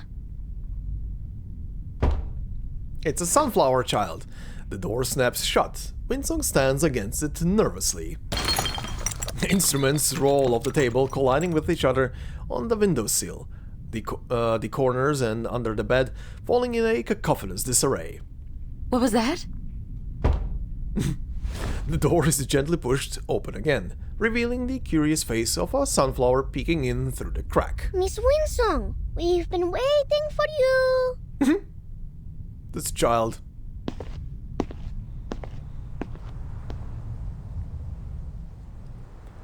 Aww.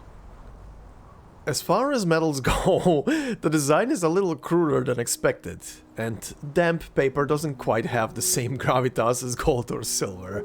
Aww, these kids.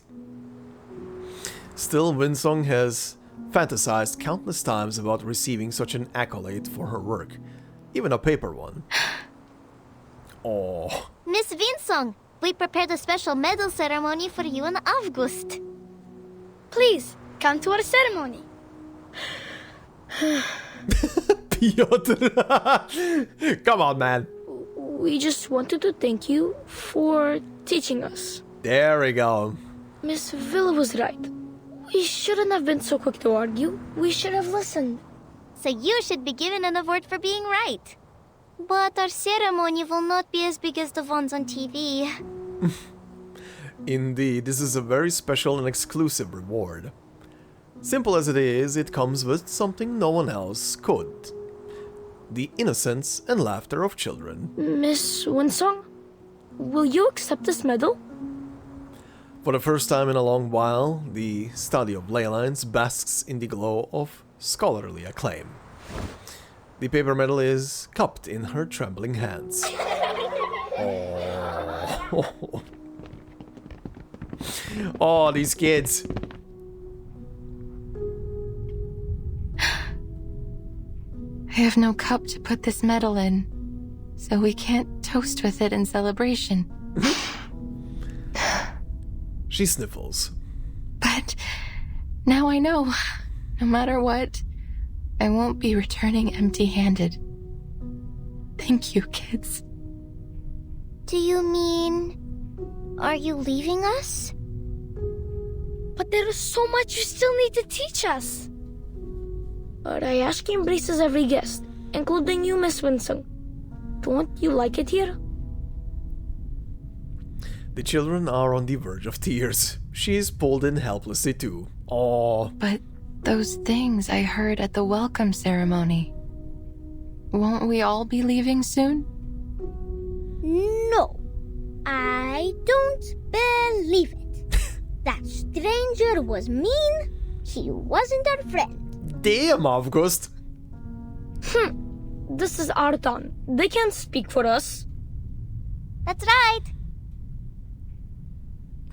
Neither doubt nor sorrow will dim their eyes. Before her lies only a sea of steadfast faces. Their words encouraging and powerful despite their youth. They plant some strange seed of hope within her. Miss Vila invited the men from Zeno to leave his ship. Then they went into Mr. Evgeny's meeting room together. Uncle Knut promised me that no one will give up this place. They will go to many meetings and find a solution that satisfies both sides. The tortoises move slowly. They need to keep their eyes open and look for a better answer. So, will you stay and teach us? I won't cause you any more trouble. I promise. Oh, they all like her. The children burst into laughter. Their voices very nearly drown out the rustling noises coming from the windowsill. Comrade Calculator is speaking. Comrade who? Curiosity propels the child through the half-open door of the guest room. Comrade Calculator?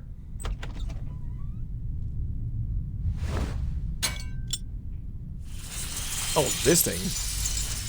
Hello. Hello. Comrade Calculator, are you giving the earthworms directions? The clamor by the window crescendos. What the shit? Even on tiptoes, the child barely reaches the faintly glowing calibrator. Unfortunately, he is not the only one reaching for it. Oh, hi. What the shit is this now? More unfortunate still, scaly claws prove mightier than little fingers. The other children notice the tug of war and crowd around Windsong, squeezing into the increasingly cramped room. What's going on here? My calibrator! Holy shit. The whale-like backbone, the diamond-shaped teeth, 2 short legs with dim eyes and an extremely sharp nose. That must be a Kikituk. Oh, damn. But their closest habitat should be Konkarl's land, hundreds of kilometers away. Its snout fixates on the new threat in Windsong's grasp. She pulls out the scanner. Its gears whining as ley lines flood. Their marks on the map appear to be red, sort of reddish-brown, and there's a large amount of ley energy accumulated around them. Clearly they're high on the food chain. Its gears whining as ley lines flood forth. Okay. Seems like the small fish have attracted more than one big fish. With a swift kick, she sends the grinning critter tumbling. Kids, get behind me. Damn. Let's see these things. All the same. Yeah. Kikituk. With its scaly reptilian skin and insatiable hunger, this critter is the epitome of consumerism. Its mouth never stops moving, expertly devouring everything in its path. Oh good. Glutton incarnate? Voracious devourer, greedy gobble. Yep. Sounds about right for these things. Darling, shall we attend to first? They kinda look cute. But, yeah. Don't think they're friends. Jesus. The undeterred Kikituks close in on the narrow ledge. Oh. The Kikituks are giving a performance. Their nose sings, their fur dances, and their belly shakes. But why aren't their ears doing anything? Avgust, what are you doing there? Stay back. Those are not Kikin. But... But what? The meaning of both their messages is lost in the confusion. But their ears are left behind. They can't join the dance. He sees something else. Then they will not get their Alyonka. Ears? Windsong, struck by her sudden revelation, fixes on the Kikituk's head. Beneath its tufts of plush fur like well-hidden ears of a deeper color. Природа — это числые черты. Damn.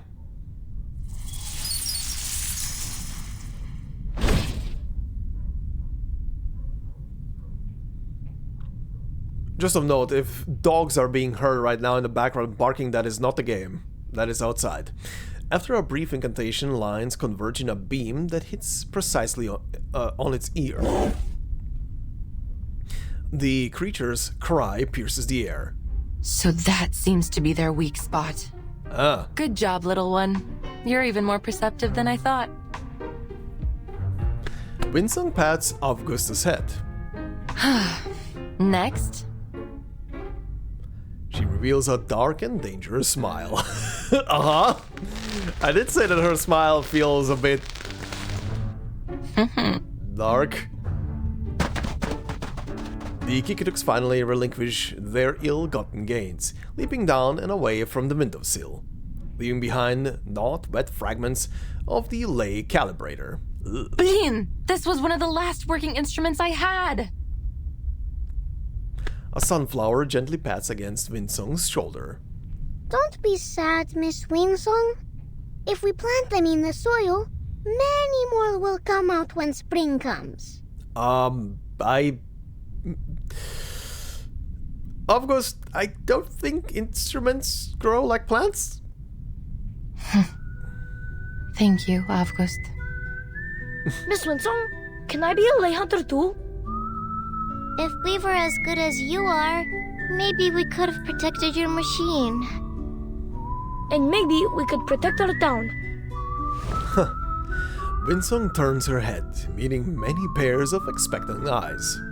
Kids, lay hunting isn't a good profession. If you become a lay hunter, you will have to deal with doubt from all your peers. Even hatred. And homework that piles up to your roof.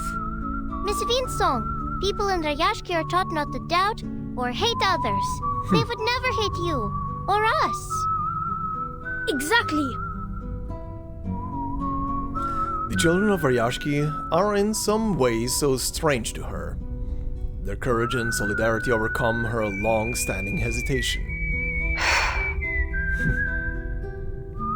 Her curiosity at them, at all of this, becomes a palpable force. One pulling her ever closer to Rayashki. You found yourself a new home. Congratulations. Okay. This is definitely a very interesting story so far.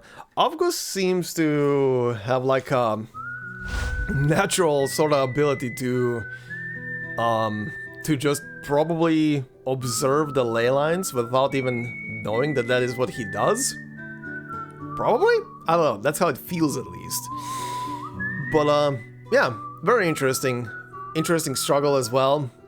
Or rather more like the typical struggle of a community that's being uprooted by either a military force or just the political machine, the country itself, because they need to move them, but they have their roots here, they don't want to move. Yeah, this is gonna be a struggle. I do wonder how this is gonna wrap up then. What the, like, there's a whole thing of something being like a perpetual energy source there. Maybe they think that the ley lines themselves can be utilized as a perpetual source of energy. Maybe there's a ley line convergence point if those exist in this world. Usually game universes that go with ley lines have like ley line convergence points, like giant nexuses of them or something, where a lot of them just intersect into each other or over each other in that sense. We'll see. Maybe there's more. Maybe there's probably more to this stuff. But this is where we're gonna be ending this for now. But yeah, very interesting story so far. The characters are also pretty good. Avgust is... I need to hold myself back. I need to hold myself back, otherwise I'm gonna squeak. I'm gonna squeak very loudly. Yeah, we'll see how things go next time then. But for now, thank you very much for watching. Hope you enjoyed this episode. If you did so, please consider leaving a like. It would help out a lot. Leave a comment. Helps a lot as well in the algorithm. If you're new to the channel, consider subscribing. More to come. This series is gonna keep going. Also, yeah, this was episode 69 right now, so it's very weird that it fell on Rayashki. It's very weird that 69 fell on Rayashki. You never know when a series will land on the meme number and what it will meme. Anyway, thank you very much. Hope you all have a fantastic day wherever you are, and I will see you in the next one. Until then, bye-bye.